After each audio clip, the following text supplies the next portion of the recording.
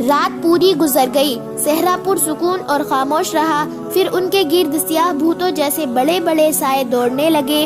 اونٹوں کے قدموں کی دھمک دھمک سنائی دے رہی تھی اور زمین ہل رہی تھی۔ اونٹوں کی تعداد 10 سے زیادہ معلوم ہوتی تھی۔ ان پر ایک ایک سوار تھا۔ وہ محافظوں وغیرہ کو دہشت زدہ کرنے کے لیے ان کے ارد گرد اونٹوں کو دوڑا رہے تھے۔ 3-4 چکر پورے کر کے ایک نے للکارا، لڑکیاں ہمارے حوالے کر دو، تم سے کچھ اور لیے بغیر ہم چلے جائیں گے۔ اس کے جواب میں حدید نے لیٹے لیٹے پہلا تیر چلایا۔ جسے تیر لگا اس کی بڑی زور سے آواز سنائی دی۔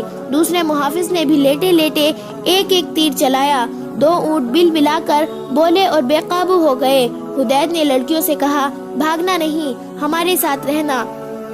شتر سواروں میں سے کسی نے کہا، ٹوٹ پڑو، کسی کو زندہ نہ چھوڑو، لڑکیوں کو اٹھا لو۔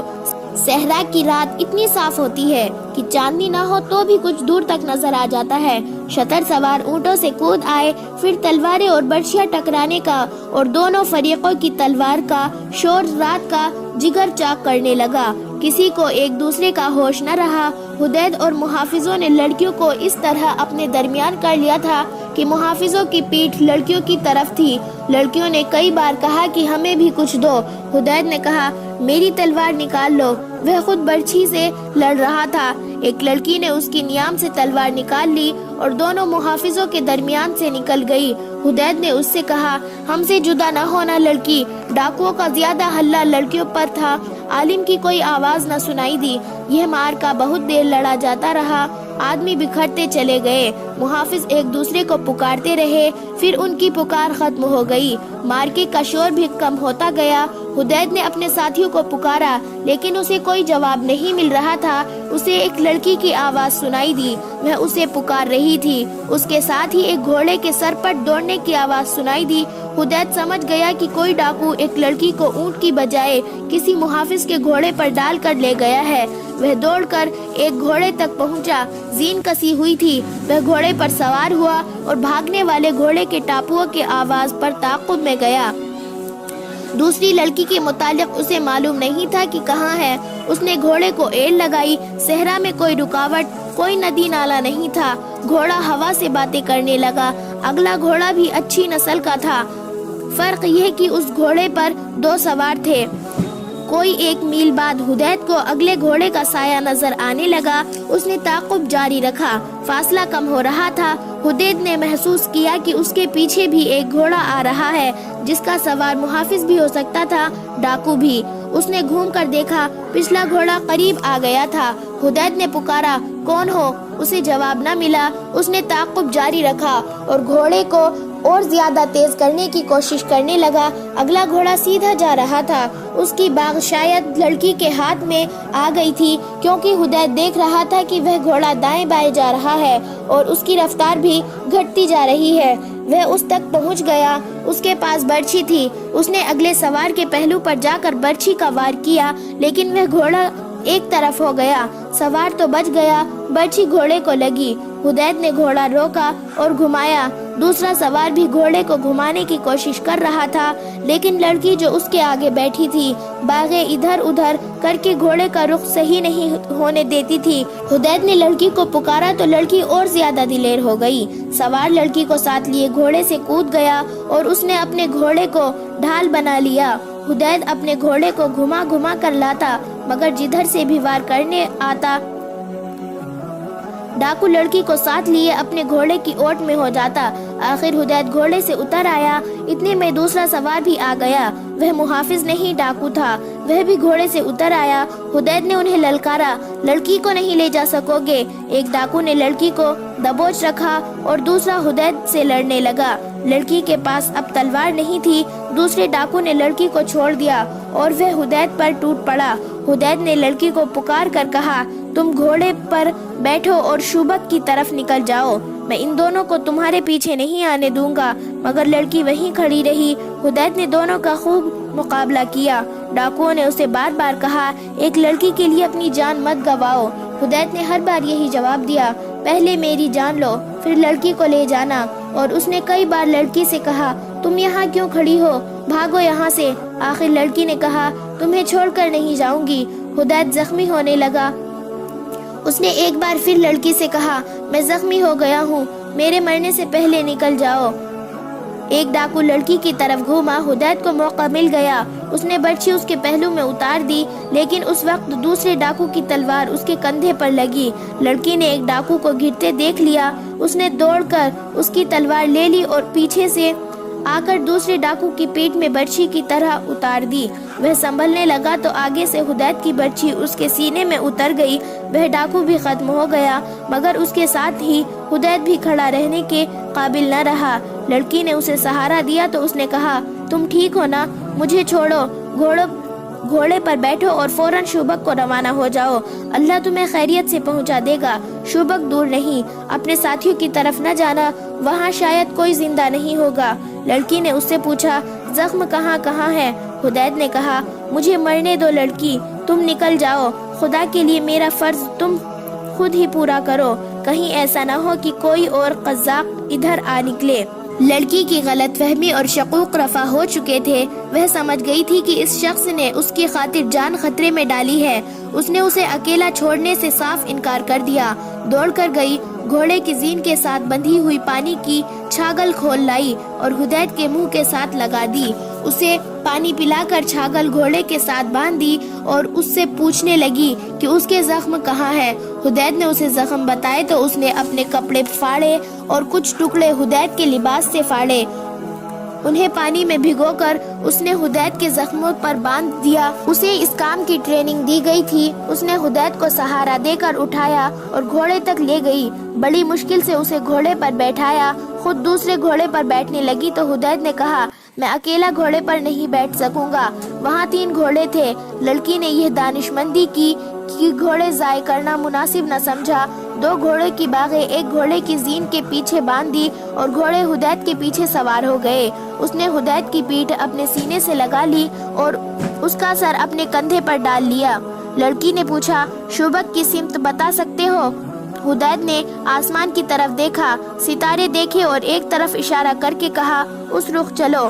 پھر اس نے کہا، میں شاید زندہ نہیں رہ سکوں گا، خون نکل رہا ہے، جہاں کہیں میری جان نکل جائے مجھے وہیں دفن کر دینا، اور اگر تمہیں میری نیت پر کوئی شبہ تھا تو وہ دل سے نکال کر مجھے بخش دینا، میں نے امانت میں خیانت نہیں کی، خدا تمہیں زندہ سلامت اپنے ٹھکانے پر پہنچا دے۔ گھوڑا چلا جا رہا تھا اور رات گزرتی جا رہی تھی۔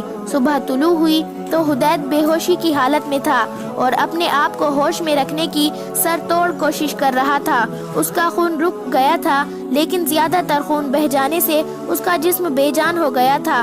لڑکی نے اسے چھوٹے سے نخلستان میں اتارا، اسے پانی پلایا، گھوڑے کے ساتھ کچھ کھانے کی چیزیں بندھی ہوئی تھی، وہ حدید کو کھلائی۔ اس سے اس کا دماغ صاف ہونے لگا۔ اسے پہلا خیال یہ آیا کہ پہلے وہ اس لڑکی کا محافظ تھا، اب اس کا قیدی ہے۔ لڑکی نے اسے لٹایا، وہ رات بھر گھوڑے پر سوار رہے تھے۔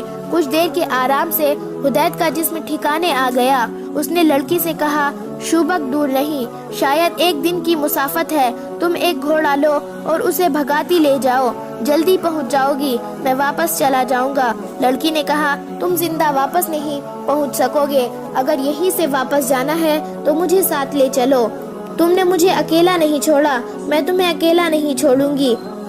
حدید نے کہا، میں مرد ہوں، میرا دل نہیں مان رہا کہ ایک لڑکی میری حفاظت کرے، اس سے بہتر ہے کہ میں مر جاؤں۔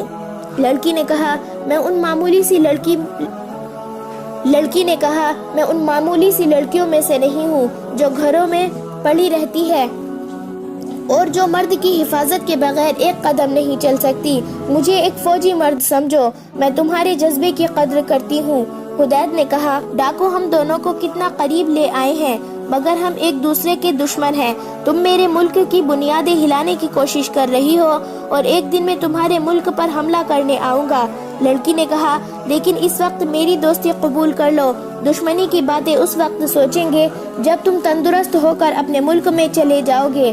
اس نے حدید کی گردن کے نیچے بازو کر کے اسے اٹھایا۔ حدید اب اٹھ سکتا تھا، وہ اٹھا اور آہستہ آہستہ چلتا گھوڑے تک پہنچ گیا۔ لڑکی نے اس کا پاؤں اٹھا کر رقاب میں رکھا اور اسے سہارا دے کر گھوڑے پر سوار کر دیا۔ لڑکی بھی اس گھوڑے پر سوار ہونے لگی تو حدید نے ہاتھ آگے کر کے اسے روک دیا اور کہا، تم اب دوسرے گھوڑے پر بیٹھو، میں میں اکیلا سواری کر سکوں گا۔ لڑکی نے کہا اس کے باوجود میں اسی گھوڑے پر بیٹھوں گی، تمہیں اپنے ساتھ لگائے رکھوں گی۔ حدید کی ضد کے باوجود لڑکی اس کے پیچھے سوار ہو گئی اور جب ایک بازو اس کے سینے پر رکھ کر اسے اپنے ساتھ لگانے لگی تو حدید نے مزاحمت کرتے ہوئے کہا مجھے ذرا اپنے سہارے بیٹھنے دو۔ لڑکی نے اسے زبردستی اپنے ساتھ لگا کر اس کا سر اپنے کندھے پر ڈال دیا۔ اس نے حدید سے پوچھا میں جانتی ہوں تم مجھے بدکار لڑکی سمجھ کر مجھ سے دور رہنے کی کوشش کر رہے ہو۔ حدید نے کہا نہیں، میں تمہیں صرف لڑکی سمجھ کر دور رہنے کی کوشش کر رہا ہوں۔ اگر تمہیں اپنے قریب کرنے کی خواہش ہوتی تو 2 راتیں تم بے بسی کی حالت میں میری قید میں رہی ہوتی۔ میں تمہیں اپنی لونڈی بنا سکتا تھا لیکن میں نے اپنے اوپر شیطان کا غلبہ نہیں ہونے دیا تھا۔ اب تو مجھے ایسا محسوس ہوتا ہے جیسے میں امانت میں خیانت کر رہا ہوں، میرے اندر گناہ کا احساس پیدا ہو رہا ہے۔ لڑکی نے اس سے پوچھا تم پتھر تو نہیں ہو؟ مجھے تو جس مرد نے دیکھا ہے بھوکی نظروں سے دیکھا ہے، میں نے صرف اتنی سی قیمت دے کر تمہاری قوم کے 2 مومنوں کے ایمان خرید لیے ہیں۔ حدید نے پوچھا کتنی قیمت؟ صرف اتنی سی کہ انہیں پاس بٹھایا اور سر اپنے کندھے پر رکھ لیا تھا۔ حدید نے کہا ان کے پاس ایمان تھا ہی نہیں۔ لڑکی نے کہا جو کچھ بھی تھا وہ میں نے اس سے لے لیا تھا، اس کی جگہ ان کے دلوں میں اپنے قوم کے خلاف غداری ڈال دی تھی۔ حدید نے پوچھا وہ کون ہے؟ لڑکی نے جواب دیا ابھی نہیں بتاؤں گی، جس طرح تم اپنے فرض کے پکے ہو اسی طرح مجھے بھی اپنا فرض عزیز ہے۔ حدید خاموش ہو گیا، وہ لڑکی کے جسم کی حرارت اور ہلکی ہلکی بو محسوس کر رہا تھا۔ لڑکی کے کھلے ہوئے ریشمی سے بال ہوا سے لہرا کر اس کے گالوں پر پڑ رہے تھے اور گالوں کو سہلا رہے تھے۔ اسے اونگ آ گئی، گھوڑا چلتا رہا۔ بہت دور جا کر حدید کی آنکھ کھل گئی تو سورج سر پر آ چکا تھا۔ اس نے کہا گھوڑے کو ایڑ لگاؤ، مجھے امید ہے کہ ہم سورج غروب ہونے کے بعد شوبک پہنچ جائیں گے۔ لڑکی نے گھوڑے کو ایڑ لگائی اور صحرا تیزی سے پیچھے ہٹنے لگا۔ سورج غروب ہو چکا تھا۔ شوبک کے قلعے کے اس کمرے میں جہاں صلیبی حاکموں اور کمانڈروں کے اجلاس ہوا کرتے تھے وہاں حاکم اور کمانڈر بیٹھے تھے، ان میں عالم جاسوس بھی بیٹھا تھا۔ وہ کہہ رہا تھا میں یہ نہیں بتا سکتا کہ ان دونوں لڑکیوں کا کیا حشر ہوا یا ہو رہا ہے۔ میں نے انہیں بچانے بلکہ انہیں دیکھنے کی بھی کوشش نہیں کی کیونکہ ان سے زیادہ قیمتی یہ راز تھا جو مجھے آپ تک پہنچانا تھا۔ جیسا کہ میں آپ کو بتا چکا ہوں کہ ڈاکوؤں نے حملہ کیا تو میں موقع دیکھ کر ایک طرف ہو لیا اور ایک گھوڑے تک پہنچ گیا۔ ایک تو میری رہائی ایک معجزہ ہے، دوسرا معجزہ یہ ہے کہ میں اتنے خریز مارکے میں سے صاف بچ کر نکل آیا، کوئی بھی میرے پیچھے نہیں آیا۔ میرا خیال ہے کہ وہ ڈاکو نہیں تھے، سلطان صلاح الدین ایوبی کے بھیجے ہوئے آدمی تھے۔ میں یہ نہیں بتا سکتا کہ اس نے ہم تینوں کو خود سزائے موت کیوں نہیں دی اور لڑکیوں کو خراب کرانے کا یہ طریقہ کیوں اختیار کیا۔ یہ ایک ڈھونگ تھا۔ لڑکیاں اب ان لوگوں کے قبضے میں ہوگی اور ظالمانہ اذیتیں برداشت کر رہی ہوں گی، انہیں چھڑانے کا ہم کوئی طریقہ نہیں سوچ سکتے۔ ایک صلیبی حاکم نے کہا یہ قربانیات تو دینی پڑتی ہے، ہمارے پاس لڑکیوں کی کمی نہیں، ہمارا یہ طریقہ کامیاب ہے، اسے جاری رکھنے کے لیے اور لڑکیاں تیار کرو۔ سب آ گئے ہیں، اب وہ راز بتاؤ جو تم اپنے ساتھ لائے ہو۔ عالم جاسوس انہیں سنا چکا تھا کہ وہ قاہرہ کی ایک مسجد سے کس طرح گرفتار ہوا تھا، قید خانے میں اس کے ساتھ اور لڑکیوں کے ساتھ کیا سلوک ہوا اور سلطان صلاح الدین ایوبی نے کس طرح انہیں خلاف توقع رہا کیا۔ اس نے یہ بھی سنایا کہ یہ راز سلطان صلاح الدین ایوبی نے اسے کس طرح دیا ہے۔ اس نے تاریخ بتا کر کہا سلطان صلاح الدین ایوبی اس روز اپنی قوم کو کوچ کرائے گا، وہ کرک پر حملہ کرے گا۔ نائب سالار کہہ رہے تھے کہ شوبک کو پہلے لینا چاہیے کیونکہ یہ زیادہ مضبوط قلعہ ہے، لیکن سلطان صلاح الدین ایوبی شوبک پر اپنی طاقت ضائع نہیں کرنا چاہتا، وہ کرک کو کمزور سمجھ کر پہلے اسے لینا چاہتا ہے۔ وہاں وہ اپنی فوج اور رسد وغیرہ کو اڈا بنائے گا، رسد جمع کر کے وہ کمک بلائے گا اور فوج کو کافی آرام دے کر شوبک پر حملہ کرے گا۔ اس نے یہ خاص طور پر کہا تھا کہ وہ ہمیں بے خبری میں لینا چاہتا ہے، اس کی وجہ اس نے یہ بتائی کہ اس کی فوج کم ہے اور ہماری فوج زیادہ بھی ہے اور ہمارے پاس گھوڑے بھی بہتر ہیں اور ہمارے پاس خود اور ذرہ بختر ہے۔ اس نے صاف الفاظ میں کہا کہ اگر صلیبی فوج نے اسے راستے میں روک لیا تو اسے شکست کے سوا کچھ حاصل نہ ہوگا، وہ کھلے میدان میں لڑنے سے ڈرتا ہے۔ عالم جاسوس نے وہ تمام باتیں بتائی جو اس نے سلطان صلاح الدین ایوبی کی زبان سے سنی تھی۔ اتنے قیمتی اور اہم راز کی تفصیل سن کر لڑکیوں کو سب بھول گئے اور اس مسئلے پر تبادلہ خیال کرنے لگے۔ وہ اس نتیجے پر پہنچے کہ سلطان صلاح الدین ایوبی غیر معمولی طور پر دانشمند جنگجو ہے۔ اس نے کرک پر حملے کا جو پلان بنایا ہے، اس میں اس کے جنگی فہم و فراست کا پتہ ملتا ہے۔ راستے میں نہ لڑنے کا فیصلہ بھی اس کی دانائی کی دلیل ہے۔ وہ راستے میں طاقت ضائع نہیں کرنا چاہتے۔